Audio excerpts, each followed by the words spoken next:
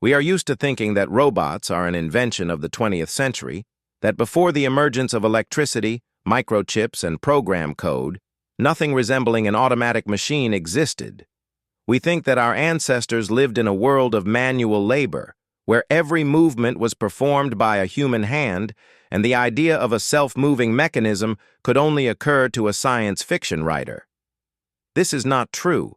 For millennia, long before the first light bulb, long before the first computer, long before the very concept of electricity, engineers and inventors created machines that moved, played music, served drinks, shot bows, and even wrote texts without a single wire, without a single battery. Only gears, springs, water, steam, and brilliant human thought. 6 stories about ancient robots that make us doubt what we know about the past. The first robot, and perhaps the oldest documented one, was created in China around the 2nd century BC.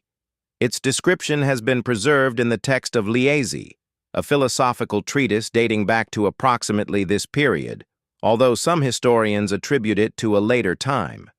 The story sounds like science fiction, but here it is. According to the text, a master named Yan Shi presented a mechanical man, an automaton, to the Chinese King Mu. The figure was life-sized, dressed in real clothes, and at first glance, it was impossible to distinguish it from a living person. But most surprisingly, it moved.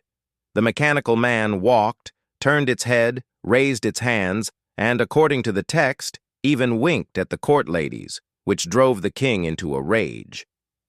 Only when Yan Shi took his figure apart in front of the court did everyone see that inside were wood, leather, glue, and lacquer, assembled into a most complex mechanism. No magic, no spirits, only engineering. How authentic this is difficult to say unequivocally. Liezi is a philosophical text, not an engineering drawing, and the descriptions in it are embellished. But the idea itself is not as crazy as it seems. Chinese masters of that period possessed advanced technologies for processing wood, metal, and silk. They created complex locks, crossbow mechanisms, and water clocks.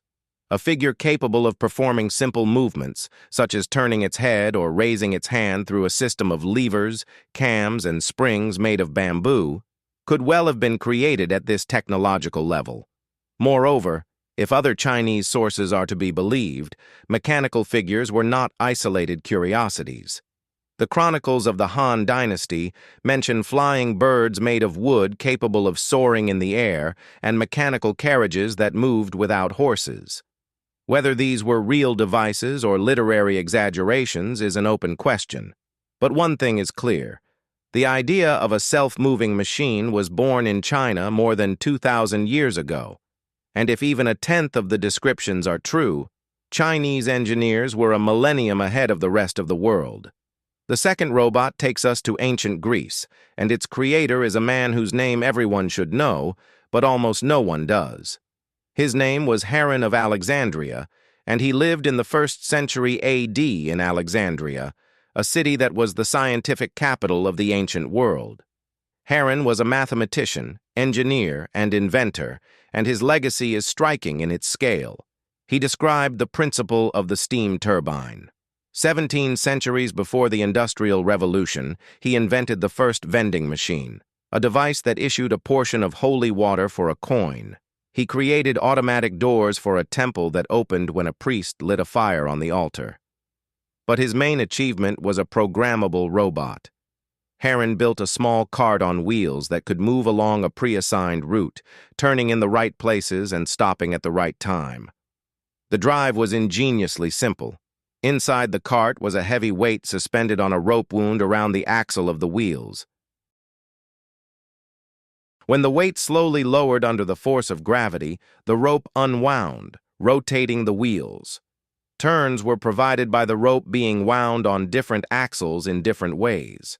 If the right wheel rotated faster than the left, the cart turned left, and vice versa. By changing the rope winding scheme, any route could be programmed. In essence, the rope was the world's first program carrier, an analog of the punched tape that would appear only 18 centuries later. But the cart was only one of dozens of Heron's automatic devices. He created an entire mechanical theater, a miniature stage on which figures of gods and heroes played out mythological plots. The figures moved, raised their hands, turned their heads, and the scenery changed. Ships sailed across a painted sea, lightning flashed, and fire flared up on the altars. All this was set in motion by a system of weights, ropes, pulleys, and gears without a single human intervention after the launch. The audience watched the automatic performance and was sure they were seeing a miracle. Heron understood this perfectly. In his treatises, he explicitly wrote that the goal of his inventions was to cause astonishment. He was not only an engineer but also a showman, and his automata were the special effects of the ancient world. But behind the show stood serious science. Heron systematized knowledge about 5 simple mechanisms: the lever, the pulley, the wedge, the screw, and the windlass, and showed how their combination could create a device of any complexity. His steam toy, the Aeolipile, a sphere rotating from jets of steam, was not a practical machine, but it proved the principle that 17 centuries later would form the basis of the steam revolution. His automatic temple doors worked like this. The priest lit a fire on the altar. The hot air expanded and pushed water out of a sealed vessel into a bucket. The bucket became heavier and pulled the door leaves through a system of ropes. The fire went out, the air cooled, the water returned, and the doors closed. The parishioners saw a miracle. The doors open by themselves when the sacred fire is lit. The priests saw a cash register. The believers paid for the miracle with generous donations, and Heron saw physics and quietly laughed. The third robot is one of the most elegant and mysterious. It was created in the 9th century A.D., in the very heart of the Islamic Golden Age, by 3 brothers from Baghdad known as the Banu Musa. The brothers Muhammad, Ahmad, and Hassan were mathematicians, astronomers, and engineers, and their book, The Book of Ingenious Devices, contains descriptions of more than 100 mechanical apparatuses. Among them is a device that can safely be called the world's first musical robot. The Banu Musa described a mechanical flautist, a figure that played real melodies on a flute, not just making sounds, but playing different notes in a specific sequence with rhythm and pauses. The mechanism worked on water and air. A water wheel set in motion a system of cams that opened and closed holes on the flute in a certain order, and a blower, also driven by water, supplied a stream of air into the instrument. By changing the arrangement of the cams, the melody could be changed.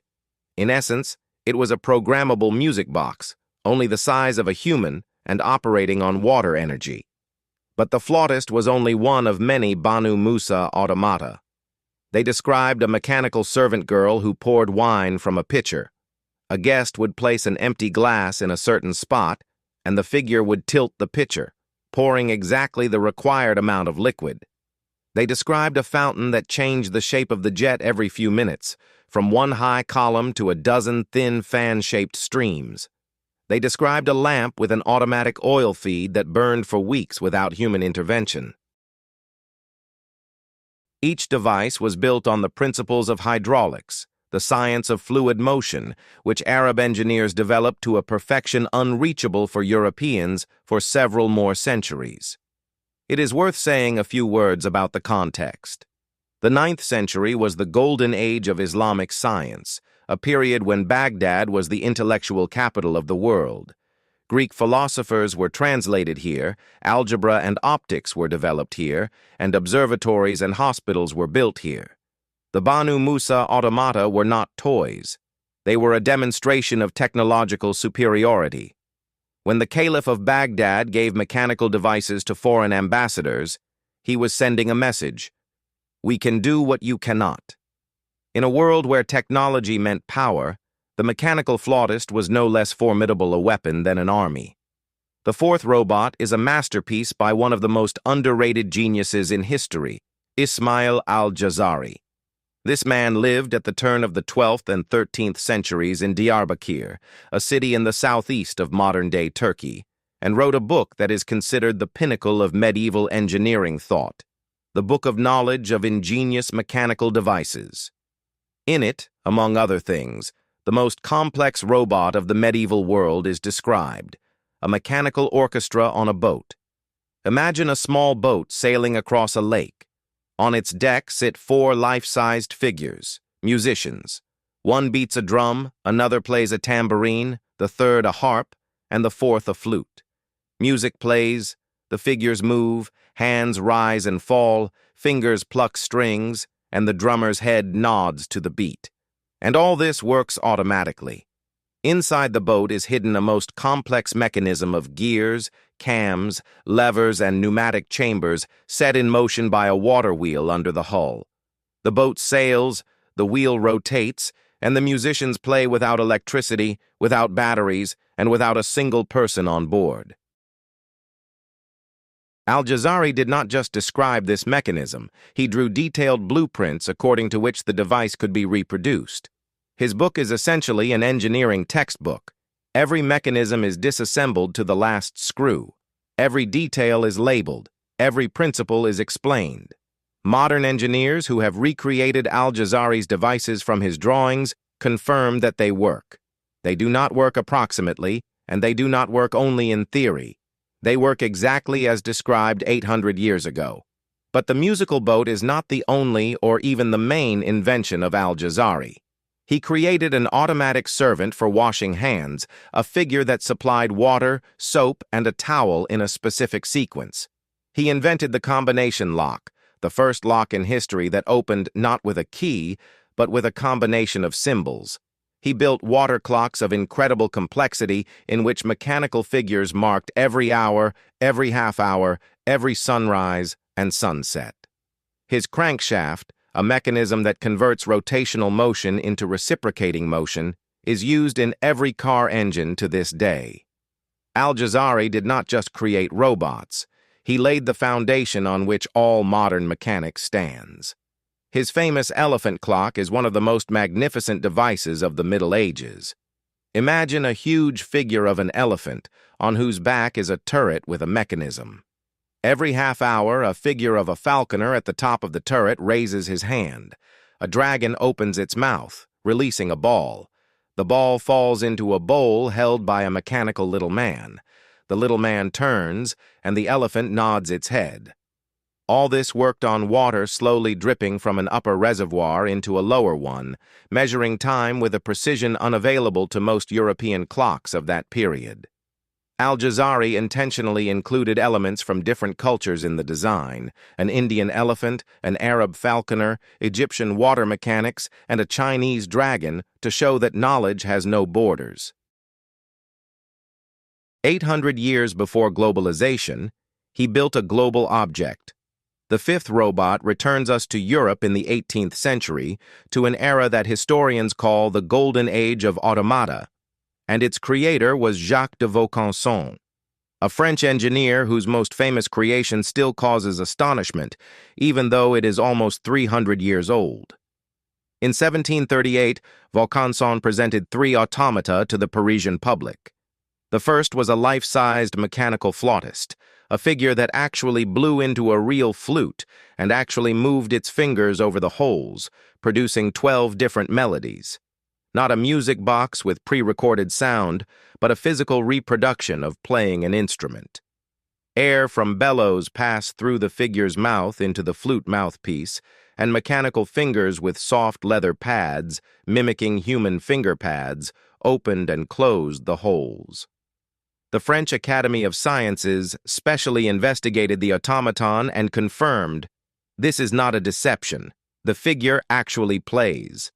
Voltaire called Vaucanson a rival to Prometheus, a man who creates life. The second automaton was a drummer with a tambourine. The third and most famous was the mechanical duck. Vaucanson's duck is perhaps the most famous automaton in history, and the reason for its fame was the shocking degree of imitation of a living creature. The duck walked, quacked, splashed in water, stretched its neck, turned its head, and spread its wings. There were more than 400 parts in each wing. But the main trick was different. The duck ate grain from a spectator's hand, swallowed it, and after a while, excuse the details, defecated. The public was sure they were seeing real digestion. Grain goes in at the top, is processed inside, and comes out at the bottom. In reality, it was a trick. The grain fell into one compartment, and the product of digestion, a pre-prepared green mush, was pushed out of another. There was no real digestion, of course, but the very fact that Vaucanson felt it necessary to imitate the full life cycle of a living creature, from eating to excretion, speaks of his ambitions. He wanted not just to create a mechanism, he wanted to create artificial life. And although the duck was an illusion, it posed a question that would haunt scientists for the next 3 centuries. Where is the boundary between a mechanism and a living creature? The fate of the duck was tragic.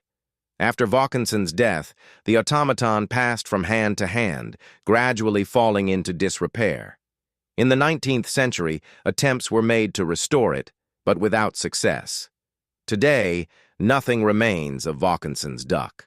Not a single part, not a single fragment. We know about it only from descriptions, engravings, and the enthusiastic reviews of contemporaries.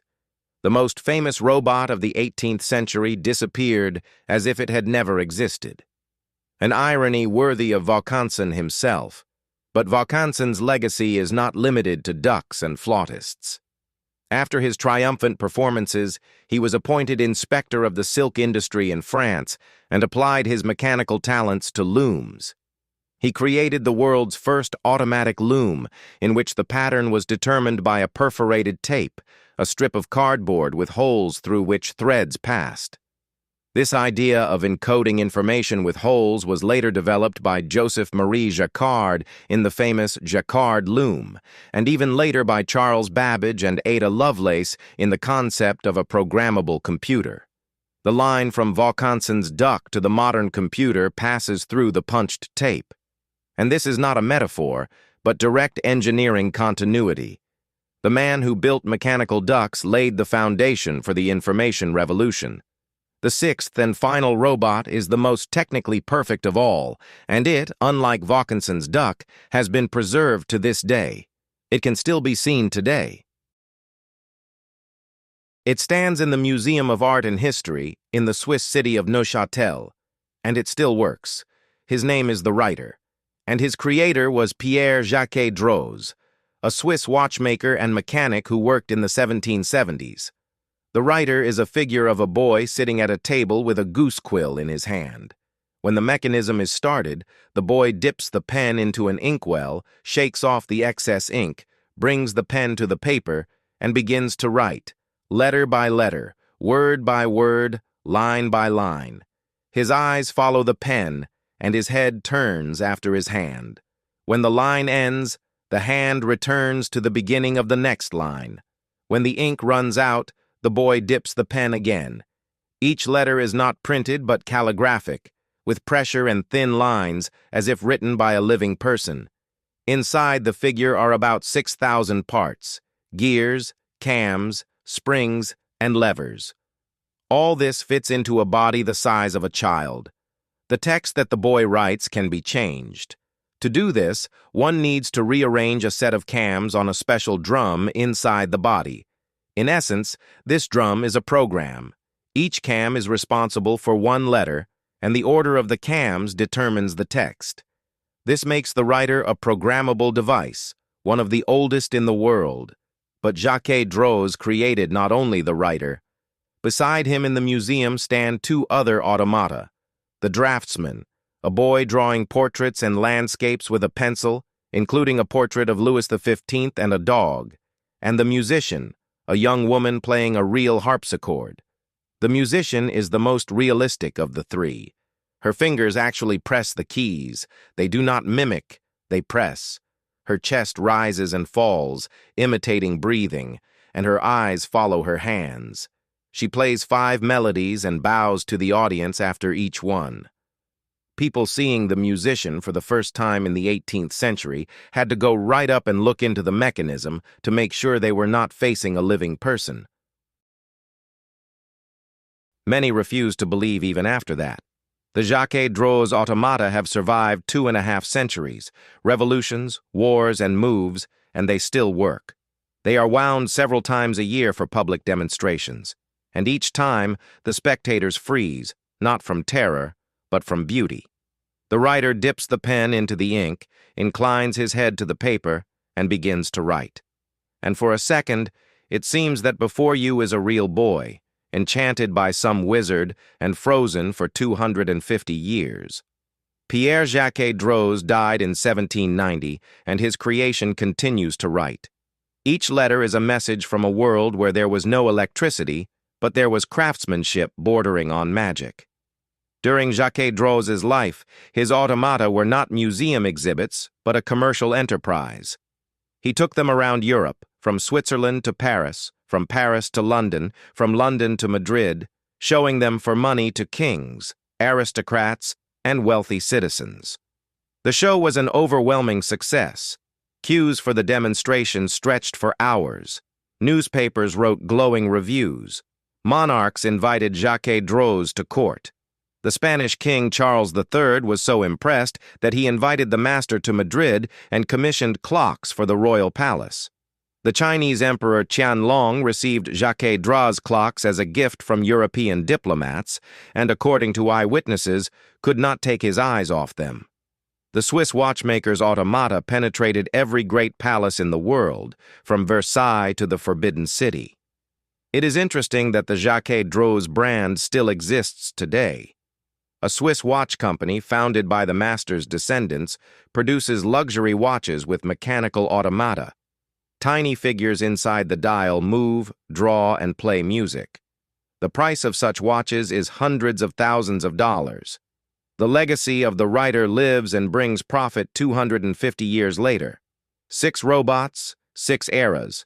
The Mechanical Man of Yanxi, China, 2nd century BC. Wood, leather, and lacquer, moving without a single wire. The Programmable Cart of Haran, Alexandria, 1st century AD, a weight on a rope as the world's first code. The Flautist of the Banu Musa, Baghdad, 9th century AD, water and air playing music. The orchestra on a boat of Al-Jazari, Diyarbakir, 13th century AD, gears that laid the foundation of modern mechanics. The Duck of Vaucanson, Paris, 18th century AD, artificial life that ate, swallowed, and defecated in front of an astonished public. The writer of Jacques Droz, Neuchâtel, 18th century AD, 6,000 parts writing in a calligraphic hand a text that can be changed. What unites these 6 machines? Not the technology. It is different. Not the era. 2,000 years passed between the first and last robot on the list. They are united by one desire, to create something that moves itself, without a human hand, without a command, without participation. This desire, apparently, is hardwired into us at some fundamental level because it arises again and again in different cultures, on different continents over millennia. The Chinese, Greeks, Arabs, Turks, French, and Swiss, all of them, independently of each other, came to the same idea, to create an artificial being. We look at these ancient robots and see in them the ancestors of our smartphones, industrial manipulators, and self-driving cars. But perhaps it is more correct to look the other way, not from the past to the future, but from the future to the past. Every time you ask a voice assistant to turn on music, every time a robot vacuum cleaner goes around a table leg, every time an autopilot flies a plane across the ocean, you are using the legacy of Yanxi, Haran, the Banu Musa, Al-Jazari, Vaucanson, and Jacques Droz. They started it. We continue it. And the line between the wooden man winking at the Chinese king and the artificial intelligence writing this text is much straighter than it seems. But there is another thought that haunts me.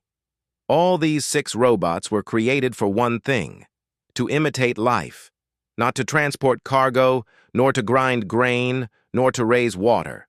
For that, there were mills and pumps. No, precisely to imitate a living being, to walk like a person, to play music like a musician, to eat like a duck, to write like a boy. This is not a practical need. It is something else, something deeper. The desire to create life, or at least its appearance, has pursued humanity from the moment we began to think.